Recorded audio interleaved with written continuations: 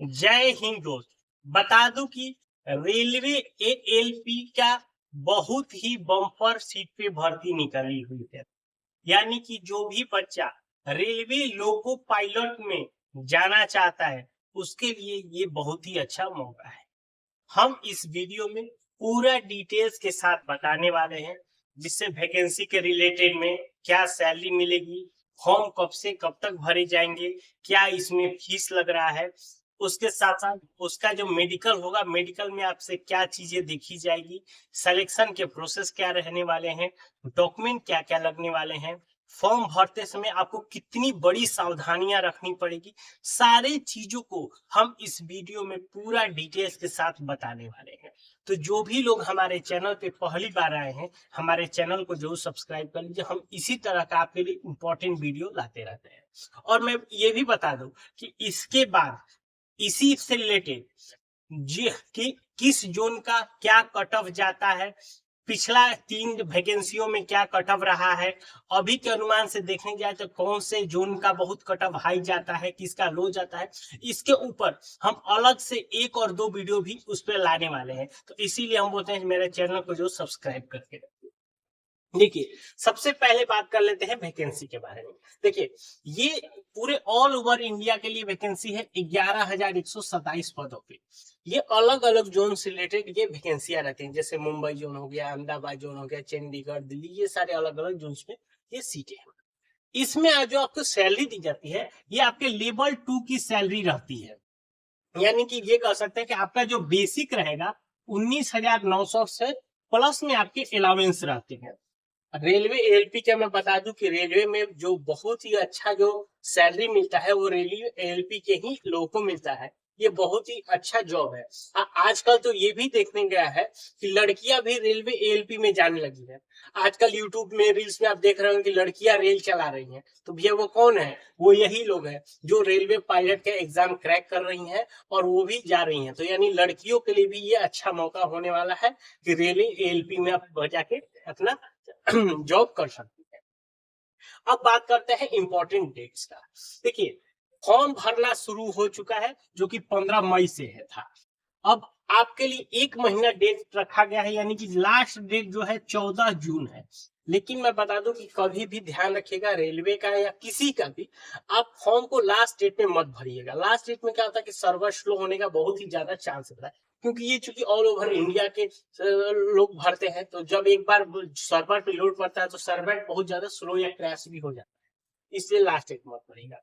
Fees payment करने का last date रखा गया है 16 जून तक। मतलब अगर 14 जून तक आप फाइनल सबमिट कर सकते हैं, लेकिन आप 16 तक अपना पेमेंट कर दें। अगर पेमेंट नहीं करेंगे तो आपका फॉर्म मान्य नहीं होगा। ये नहीं कि केवल फॉर्म भर देना है, लास्ट में उसका पेमेंट नहीं करना है, नहीं, ऐसा नहीं करना है। इसके साथ साथ करेक्शन, अगर किसी तरह के मान लीजिए फॉर्म भरते समय करेक्शन की जरूरत पड़ती है तो आप 17 जून से लेके 26 जून तक कर सकते हैं। तो भैया करेक्शन करना ही क्यों है? हम फॉर्म भरते ही समय आप पूरी अच्छे सावधानियां बरतनी है, जो कि मैं आगे बताऊंगा कि आपको क्या सावधानियां बरतनी है। इसीलिए मैं बोलता हूँ वीडियो लास्ट तक देखिए और पूरा डिटेल्स को एक बार में समझ लीजिए कि आपको फॉर्म भरते समय, तैयारी करते समय कितनी ज्यादा सावधानियों की जरूरत पड़ेगी। अब बात कर लेते हैं फी का। देखिए, जो भी कैटेगरी, जनरल हो, ईडब्ल्यूएस हो, ओबीसी हो, ये जो बच्चे हैं इनके लिए फी 400 रुपए, 500 रुपए लगेगा। लेकिन इनका 400 रुपए आपका रिफंड आ जाएगा जैसे ही वो आपका सीबीटी 1 एग्जाम देंगे।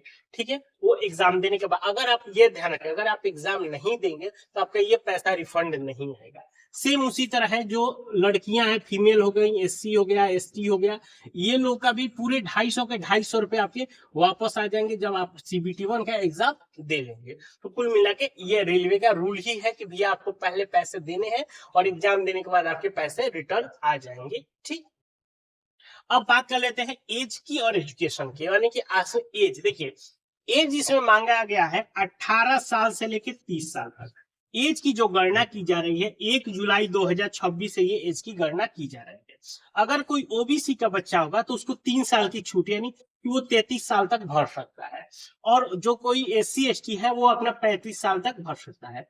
बीच में क्या हुआ था कि जब कोरोना के बाद रेलवे का पहली बार एएलपी का वैकेंसी आया था, तो इसके लिए 3 साल जनरल को भी छूट दिया गया था, लेकिन अब वो चीजें बंद हो गई है। तो इस भ्रम में मत रहिएगा कि जो जनरल वाले बच्चे हैं कि हमारा एज 33 साल है, नहीं, आपका एज 30 साल ही है। वो 3 साल केवल कोरोना के बाद जब वैकेंसी आई थी उसी के लिए वो दिया गया था। ठीक, अब बात कर लेते हैं क्वालिफिकेशन का। देखिए, ये केवल वही बच्चा भर सकता है जिसने 10वीं तो सब पास करते हैं। अगर 10वीं के साथ साथ किसी के पास अगर आईटीआई सर्टिफिकेट किया है, यानी आईटीआई किया हो, या किसी ने डिप्लोमा किया है, जो इसको जूनियर इंजीनियर बोलते हैं, बिहार में पॉलिटेक्निक बोला जाता है, उसके साथ साथ या तो कोई इंजीनियरिंग किया है, इस तीनों में जो भी कोई एक आपके पास जरूर होना चाहिए। आईटीआई हो, चाहे डिप्लोमा हो या इंजीनियरिंग हो, कोई एक ट्रेड आपके पास है, तभी आप रेलवे ड्राइवर के लिए अप्लाई कर सकते हैं, यानी आईएलपी के लिए अप्लाई कर सकते हैं। ठीक है, यहां तक क्लियर हुआ। अब देखिए, इसका बता दूं कि एएलपी का मेडिकल थोड़ा टफ होता है, खास कर क्या होता है कि ये आपको रेल चलाना है तो दुर्घटना ना हो, तो इसलिए आपकी मेन होता है दिखावट, कि आपको सामने का कितना दिख रहा है। तो इसीलिए इसमें जो मेन मेडिकल का होता है, आई विजन आपका अच्छा होना चाहिए, कलर ब्लाइंडनेस नहीं होना चाहिए, और नाइट विजन भी आपका अच्छा होना चाहिए। रात में भी आपको जो जो डिस्टेंस है वो दिखना ही चाहिए। ऐसा नहीं कि आपको रात में एकदम नजदीक का भी नहीं दिखे, इस तरह का भी नहीं होता। अगर इस तरह का किसी का कोई शिकायत है तो भैया मैं पहले ही बोल देता हूँ कि वो रेलवे का फॉर्म न भरे, क्योंकि आपको मेडिकल में ऑलरेडी वहां पे छाट दिया जाएगा, आपके पूरी मेहनत को बेकार कर देगा। इसीलिए आप ये चीजें अगर आपका सही है तो आप जरूर एएलपी का फॉर्म डालें। सिलेक्शन इसमें समझिए, सिलेक्शन इसमें पहले सीबीटी 1 एग्जाम होगा। मैं इसी बात कर रहा था कि जो सीबीटी 1 एग्जाम जब आप देंगे तभी आपका ये 400 रुपए रिटर्न होगा, ये 250 रुपए रिटर्न होगा। अगर आप इस एग्जाम को नहीं देते हैं तो आपको किसी तरह का पैसा रिफंड नहीं होगा।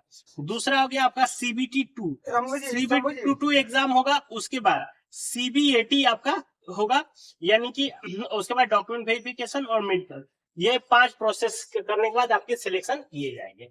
अब देखिए, सीबीटी 1 एग्जाम जो होगा वो देखिए 60 मिनट रहेगा और 75 आपके क्वेश्चन रहेंगे। ये होगा, इसमें देखिए जनरल्स रहेगा, रीजनिंग रहेगा आपका, ये आपसे पूछी जाती है। उसके बाद जो सीबीटी 2 होगा उसमें 175 क्वेश्चंस रहेंगे, जिसमें से 100 जनरल क्वेश्चन रहेंगे, और जो 75 क्वेश्चन रहेंगे वो आपके ट्रेड से रहेंगे। यदि कोई आईटीआई ट्रेड से भर रहा है तो उसको आईटीआई का आपका एग्जाम देना है, डिप्लोमा से रहेगा तो उसका डिप्लोमा का क्वेश्चन रहेगा, इंजीनियरिंग से रहेगा तो इंजीनियरिंग का क्वेश्चन रहेगा। वो आपसे करते समय आपसे पूछ भी लिया जाता है कि आपको कौन सा ये आपको देना है। और ध्यान रखिएगा, इस दोनों पेपर में 1/3 का आपका निगेटिव मार्किंग रहता है, यानी कि अगर आप गलत क्वेश्चन करेंगे तो आपको 1/3 निगेटिव मार्किंग कट कर लिया जाए। अब बात करते हैं फॉर्म भरते समय इंपॉर्टेंट डॉक्यूमेंट्स का। देखिए, डॉक्यूमेंट्स आपका मेनली क्या कहाँ पे ध्यान रहता है? 10वीं का मार्कशीट लगभग कह देंगे कि भैया जो चाहे उसी के सभी के पास है। अब जो आईटीआई किया है उसके पास आईटीआई का मार्कशीट सर्टिफिकेट होगा ही, जो डिप्लोमा किया है उसके पास है ही, इंजीनियरिंग है ही, तो ये एजुकेशन सर्टिफिकेट तो लगभग सबके पास है। अब मेन बात आती है कि अगर कोई ईडब्ल्यूएस का कोई बच्चा है या कोई ओबीसी का बच्चा है, तो उसके लिए जो ओबीसी या ईडब्ल्यूएस होगा वो ध्यान रखिए 1 अप्रैल 2026 के बाद का होना चाहिए। अगर 31 मार्च का भी किसी का अगर ईडब्ल्यूएस और ओबीसी बना है तो वो यहाँ पे नहीं चलेगा, आपका फॉर्म में सबमिट ही नहीं लेगा। ये एकदम मैं क्लियर बताता हूँ, अभी इस बात का एकदम ध्यान रख लीजिए। उसके साथ साथ आपका लाइव फोटो दिया जाएगा। इसमें ये नहीं है कि भैया तने फॉर्म भर दिया हो हम भेज देंगे डॉक्यूमेंट, वो सब यहाँ नहीं चलेगा। आपको प्रॉपर अपना रख के अपना लाइव फोटो के साथ अपना फॉर्म फिलअप करना है। अच्छा बात है कि अगर जब आप खुद से रख के अपना फॉर्म फिलअप करते हैं तो आप अपना नाम, डेट ऑफ बर्थ, जो भी है सारी चीजों को अच्छे से देख लेते हैं, सारे फॉर्म्स को, ताकि गलती होने की संभावनाएं कम रहती है। अब मेन देखिए, फॉर्म भरते समय आप समझ लीजिए कि सावधानियां क्या रखेंगे। सबसे पहला सावधानी क्या होता है? एग्जाम का लैंग्वेज। अब देखिएगा कि जब फॉर्म भरते समय बहुत सारा लैंग्वेज आता है, हिंदी, इंग्लिश, मराठी, बंगलू, ये सारी चीजें। तो आप जिस रीजन से है, जिस भी लैंग्वेज में आप एग्जाम देना चाहते हैं, तो उस लैंग्वेज को आप सिलेक्ट कर लीजिएगा। ये नहीं कि पता कि आप हिंदी भाषी क्षेत्र हैं तो आपको हिंदी है, गलती से किसी ने फॉर्म भरते समय मराठी सेलेक्ट हो गया तो भैया पेपर आपका मराठी में आएगा, आपको वहां पे कुछ भी आप नहीं कर सकते हैं। इसलिए फॉर्म भरते समय ये सारी चीजें आपको चेक करना होता है कि ये चीज है। दूसरा फोटो अपलोड। अब फोटो जब अपलोड करना चाहिए ना कि सेल्फी लेखा है लेके ऐसे कर लेवे ना, ये प्रॉपर आपका व्हाइट बैकग्राउंड के साथ प्रॉपर सीधा आपका फेस होना चाहिए, आपका दोनों कान दिखना चाहिए, मतलब प्रॉपर आपको एक जब दिखेंगे तो ही उस तरह का फोटो ही आप उस फॉर्म में अपलोड करिएगा। अगर इस तरह का कोई फॉर्म अपलोड ले भी लेता है तो भैया बाद में रिजेक्ट होने की संभावना आपकी बढ़ जाती है। और मेन इंपॉर्टेंट और चीज है कि आधार कार्ड में मोबाइल नंबर लिंक होना चाहिए।